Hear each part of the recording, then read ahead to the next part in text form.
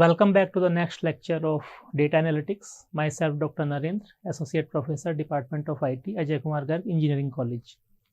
So in this next lecture, we are going to discuss about the artificial neural network. So first we will discuss about the biological neural network, and then we will discuss about the artificial neural network. So a biological neural network is composed of groups of chemically connected or functionally associated neurons. So in our brain, there are chemically connected or functionally associated neurons connected to each other, and they perform all the calculations, and then they help us to take the decisions also. A single neuron may be connected to many other neurons, and the total number of neurons and connections in a network may be extensive. So neurons are highly specialized cells that transmit impulses within animals to cause a change in a target cell, such as muscle effector cell or a glandular cell. So impulses are noisy spike trains of electrical potential. So now we will see the structure of biological neuron. So here you can see on the screen that biological neuron of human brain. The structure is visible on the screen. It has a cell body that is called soma. So you can see here. So this is the cell body, and it is called soma. And this is the nucleus of the neuron. In human brain, there are almost 10 to the power 10 neurons, and each neuron is connected to 10 to the power 4 other neurons. So how they work, we will discuss now. So in the biological neuron, we have a cell body that is called soma. This is the nucleus of the cell. Now there are filaments type structure associated with the neuron, and these structures are called the dendrites. So you can see here.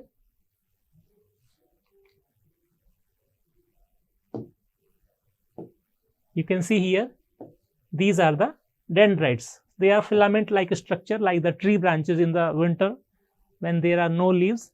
So these are the dendrites, and they act as the input channel for the neurons. So whatever input is coming, it is received through the dendrites. You can see here, the dendrites is mentioned here. This is the filament type structure. And there is another structure that is called the axon. And then axon works as the output channel for a neuron. So whatever input is received through the dendrites, and it is calculated by the cell body or soma, and if it is more than a threshold value, then the output is generated, and then output is passed through the axon to other neurons. So you can see the dendrites are the input channel, axons are the output channel for any neuron, and there is a nucleus, soma, that calculates whether the output should be generated or not in terms of the electrochemical reactions. So the axon meets with the dendrites to give the input from the output channel. So the axon of one neuron terminates at the dendrites of another neuron, and it is done through the spatial link or junction that is called the synapses. You can see here, synapses is the spatial link between the dendrite and axon. Dendrites are the input channels, axon are the output channels. So output of the one neuron may be the input for the other neuron. As I already told that each neuron is connected 10 to the power 4 other neurons. So that output is passed through axon, from axon to the dendrites, and the link between axon and dendrite is called synapses, and there is a liquid between these two elements to join. So this is the basic structure of the human brain. Some neurons works as the input neuron, some neurons works as the output neurons, and other neurons works as the they are used to interconnect the input and output neurons through the axon and dendrites. So this is the structure of the human brain or biological neuron. Now we will see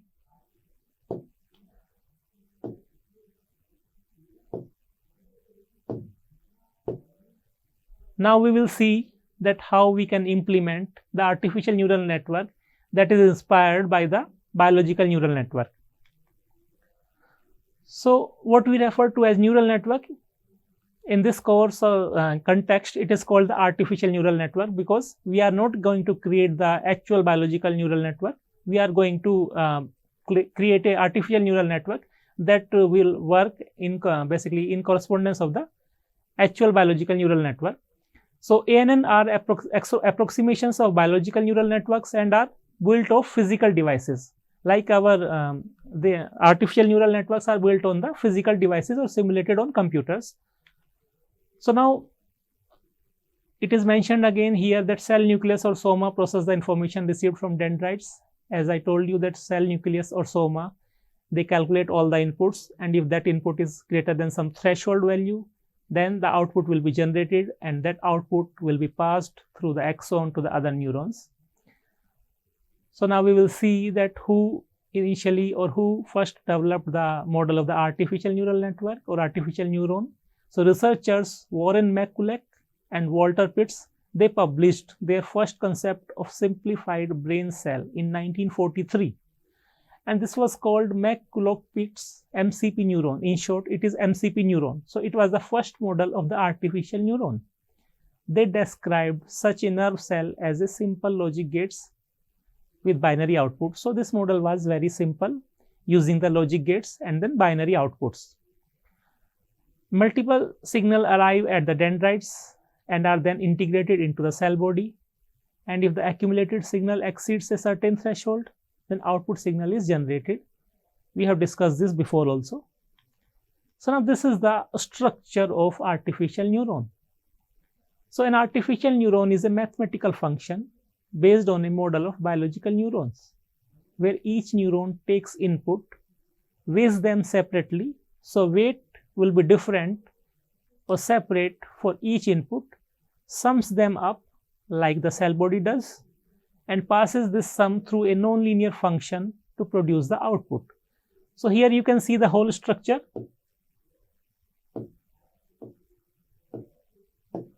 Here you can see there may be the different inputs.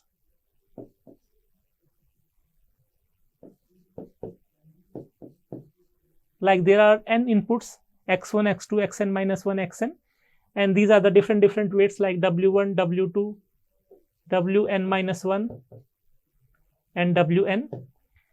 Then all these, then how the output is calculated. Suppose output is I, then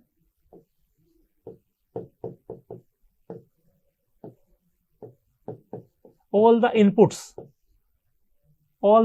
will be multiplied by their corresponding weights, and we will find the sum of all those multiplications. So the output is summation of I is equal to 1 to n wi xi. So this will be the output of this summation unit. Then after getting the output from this summation unit, this output will be passed to a activation function. This is the activation function. There may be the different type of the activation function, but normally,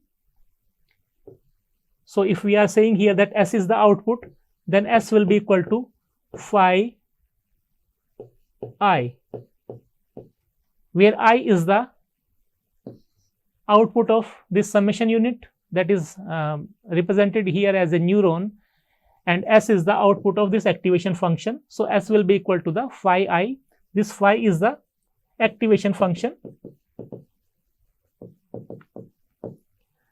This phi is the activation function. There may be the different activation functions, but initially we will use a normal step function where there will be the threshold value theta, and if the sum output of the neuron or the summation unit is greater than that value theta, then the output will be 1, and if the output of this summation unit or neuron is less than the theta, then output will be 0. So at the output S will be 0 or 1 as per the output of the neuron compared with the threshold value theta. So here we can simplify it like S is equal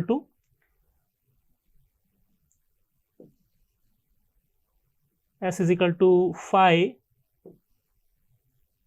we can replace I by formula Wixi minus theta. So here you can simplify the S is equal to phi. This is the value of I and theta is the threshold value.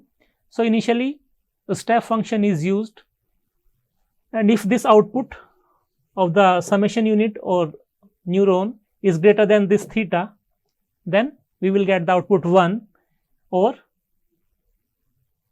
we will get the output 0. So this is the basic functioning of the artificial neuron. Later on it has been enhanced and developed and then we can get the more complex neurons, but this is the basic function, mathematical function of the artificial neuron. Now here are the examples of the step function. You can see on the slide that there are 3 step functions. First one is that suppose this is the threshold value. If our output is greater than this threshold value, then we are getting the 1 as the output. This is the another step function. Here we are not getting the output as 0 or 1. We are getting the output as +1 and -1. And here there is another function, sigmoid function, and then output may vary according to the function, formula or equation. So you may use different activation functions as per your requirement, because in the all latest technologies like data analytics or artificial intelligence or machine learning or neural network or fuzzy logic, nothing is fixed and you have to hit and try your solutions according to the application or requirement. For different requirements, solutions may be different. We cannot say that this solution will work for all the problems. So these are the comparison, or you can say the resemblance between the biological neuron and artificial neuron. So in biological neuron there is a cell nucleus. So in artificial neuron there is a node or summation unit that works as a nucleus of the neuron. In biological neuron we take the inputs through dendrites. In artificial neurons we have the different inputs. In biological neurons we have the synaptic junction or synapse to connect the dendrites and then axon. In artificial neurons we have the weights or interconnections between the different artificial neurons. In biological neurons we have the output channel axon. In artificial neuron we have the output channel. So this is the analogy between the artificial neurons and biological neuron. So now we can see artificial neuron at a glance. The artificial neuron has the following characteristics. A neuron is a mathematical function, as we discussed.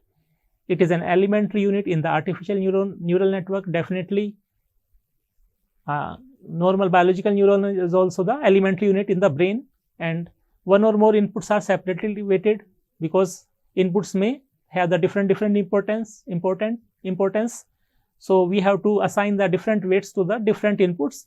Then after that, input are summed and passed through a nonlinear function to produce output. Nonlinear functions may be different as we discussed about the activation functions. Then every neuron holds an internal state called activation signal. Each connection link carries information about the input signal, and every neuron is connected to another neuron via connection link. So this was the summary of artificial neuron. Now we will see about the types of the network. So here on the screen you can see that first diagram shows the multiple inputs and single layer. So this is the single layer feed forward network. Then second diagram shows multiple inputs and layer. So it is the multi-layer feed forward network. So what is the difference between the single layer and multi-layer? So in the first diagram you can see that even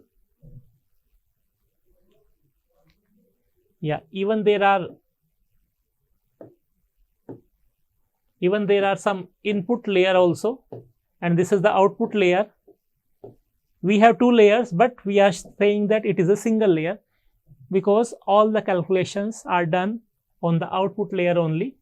So that's why this network is called single layer feed forward network. Why it is feed forward? Because there is no backward connection. There is no backward connection from output to the input layer or other layers. So that's why it is called single layer feed forward network. Now see this second diagram. It has the input layer it has the middle layer. It is this layer is called the hidden layer, and it has the output layer. So apart from the input layer, this network has two more layers, output layer and hidden layer. That's why it is called multiple input and layers. So this is the multiple layers feed forward network. Again, I am saying that it is the feed forward because there is no feedback connection from output layer to the input layer or hidden layer. So hidden layers are used to do the extra calculations.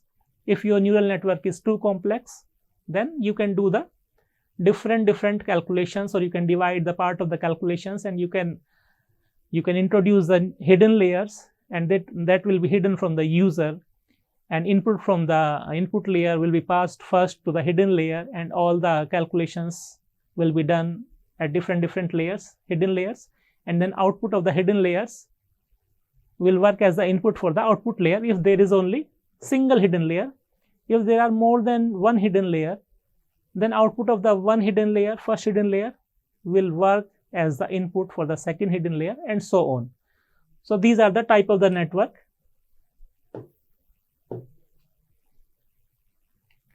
This is the third type of the network, that is a recurrent network. And as of now, you cannot see any change in this recurrent network, but now you can see the difference. So in recurrent network, there is a feedback from output to the calculation or output. Whatever output we are getting, we are giving the feedback to the output layer. This layer, basically this network is used in supervised learning also. In machine, that is a machine learning technique where we know the exact output or correct output in advance. And if we are not getting the correct output through our neural network, then we know that we are not getting the correct output, so we need to change something. So we do the corrections in weights, or we change something else also. Sometimes we add the one more parameter that is called bias to basically maintain or to manage the neural network. So this type of the network is called recurrent network, where we have the feedback from the output to the output layer to get the correct output. And if the output, basically the feedback is given in terms of reward and punishment as per our output, exact output what we are getting, and we will find the difference between the exact output and then expected output, and according to that, feedback will be given to the output layer so that calculations can be changed and we can get the actual output. So these are the three types of the networks.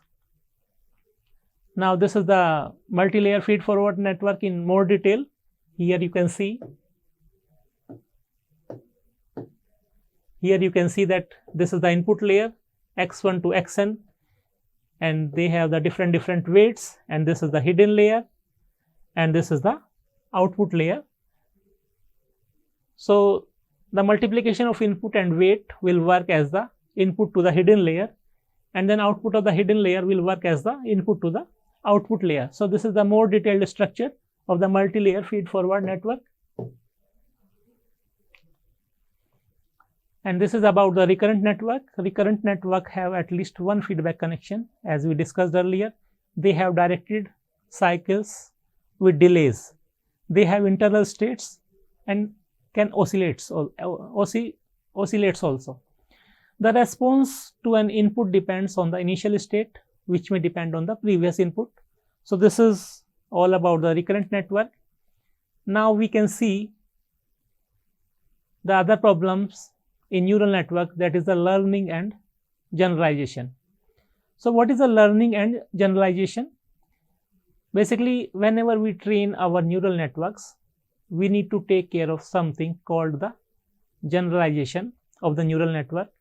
This essentially means how good our model is at learning from the given data and applying the learned information elsewhere. So when training a neural network, there is going to be some data which the neural network trains on, and there is going to be some data reserved for checking the performance of the neural network. So what does it mean? There will be the testing data and there will be the training data separately. So we train the neural network using the training data, and after that, once the neural network is trained, we test the neural network using the testing data. But if the neural network performs well on training data or data which it has not trained on, we can say it has generalized well. So what does it mean? If the neural network performs well on the testing data, then we can say it has generalized well on the given data. But if the neural network does not perform well on the testing data, but it performs well on the training data, then we can say that our model is overfitted and it is not generalized. So suppose we are training a neural network, which should tell us if a given image has a dog or not. So let us assume we have several pictures of dog, each dog belonging to a certain breed, and there are 12 total breeds within the pictures. So now we can see this example. Here you can see there are the two diagrams. So this is the training data and these are the testing data, and you can see the breed of the testing data, it is not included in the training data set. So let us consider a human being who has never seen a dog in their entire life. Now we will show them these 10 breeds of the dog, and after showing all these 10 breeds, we will show the human being, any person, these two new breeds. Then any human can easily identify that these are also dogs, because the human brain works very well and human brain is very well generalized. So if our neural network is also gives the such results, then we can say that our neural network is also generalized very well. So now we will see the problem, that how these problems can occur and how can we rectify these problems. So basically, neural networks have two important aspects to fulfill. They must learn decision surfaces from training data so that training data are classified correctly. They must be able to generalize based on the learning process in order to classify data sets it has never seen before. So note that there is an important trade-off between the learning behavior and then generalization of the neural network. It is called overfitting, as I discussed earlier also. The better a network learns to successfully classify a training sequence, the less flexible it is with respect to the arbitrary data. So there are certain aspects of the neural network which we can control in order to prevent overfitting. So let's go through them one by one. The first thing is a number of parameters. So here you can see the example of a neural network having many layers, and you can see that to get the output from one layer, we apply the activation function. So here you can see we are applying the activation function on W1 and X, that is F. Again, the output of this first layer works as the input for the second layer, and we are applying the activation function again, and the output of the second layer works as the input for the third layer. Again, we are applying the activation function. So you see here we are applying the activation functions at the output of each layer to get the input for a different layer. So first parameter is the number, option is the number of parameters that affect the output of the neural network. In a neural network, the number of parameters essentially means the number of weights. So this is going to be directly proportional to the number of layers and the number of neurons in each layer. So the relationship between number of parameters and overfitting is as follows. The more the parameters, the more the chances of overfitting. Why? Because every time we are applying the activation function, it is giving the non-linear relationship, and it is generating the non-linear relationship between the inputs and then outputs. So we need to define our problem in terms of the complexity. So if the number of parameters will be more, then our neural network will be more complex. A very complex data set would require a very complex function to successfully understand and represent it. Mathematically speaking, we can somewhat associate complexity with non-linearity. So we will see now what is the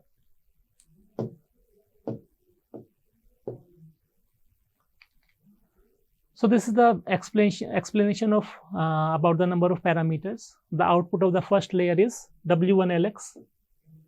You can see here W1 into X. This is the output of the first layer, and we are applying the F function, activation function, and now we are saying that it will be the L1. So L1 is the output of the first layer, and then output of the second layer is W2 into L1 and applied a activation function to that.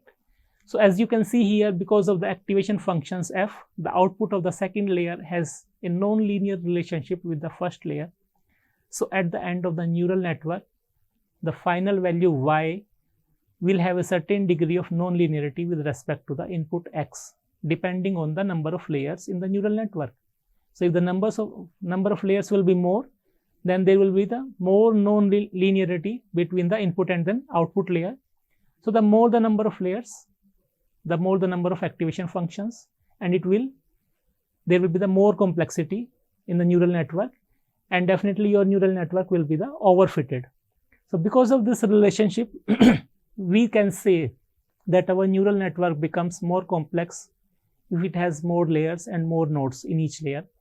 Hence, we need to adjust our parameters based on the complexity of our data. There is no definite way of doing this except for repeated experimentation and comparing of results. So you have to do it again and again until you remove the overfitting and you get the normalized neural network. So in a given experiment, if the test score is much lower than the training score, then the model has overfit, because we are not getting the exact output what we are expecting. And that means the neural network has too many parameters for the given data. This basically means that the neural network is too complex for the given data and needs to be simplified. If the test score is around the same as the training score, then the model has generalized and we don't need to do anything. But this doesn't mean that we have reached the maximum potential of neural network. To reach the maximum potential of the neural network, you have to hit and try again and again, and you can optimize your neural network. So if we increase the parameters, the performance will increase, but the model will be more complex and it may be overfitted. But so we need to keep the experimenting to optimize the number of parameters to remove the overfitting problem.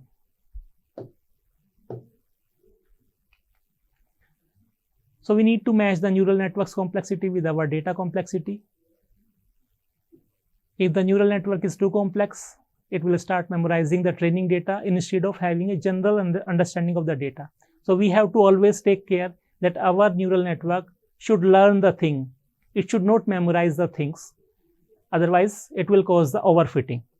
So usually, how deep learning practitioners go about this is to first train a neural network with a sufficiently high number of parameters such that the model will overfit initially, and after that we try to get a model which first extremely well on the training data. Next we try to reduce the number of parameters iteratively till the model stops overfitting. So this was all about the basics of the neural network and the problem of learning and generalization. So more topics we will discuss in the next lecture. Thank you.